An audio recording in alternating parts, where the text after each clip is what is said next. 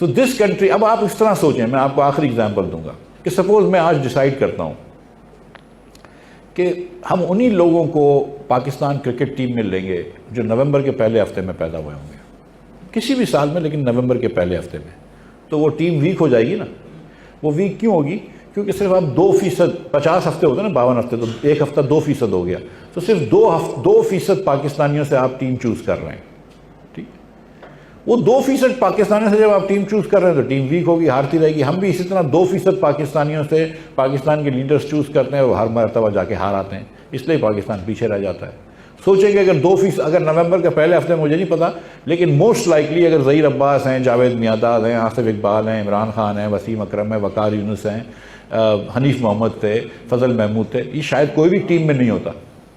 और अगर ये कोई भी पाकिस्तान की क्रिकेट की टीम में नहीं होता तो पाकिस्तान क्रिकेट कहाँ पहुँचती? कहीं नहीं पहुँचती, हर मैच हार चुके आते।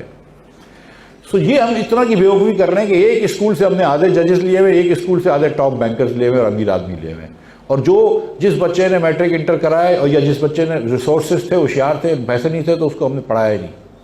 सो हम अपने आप के ऊपर ज्यादती कर रहे हैं। If Pakistan wants to be rich, it has to educate all its children.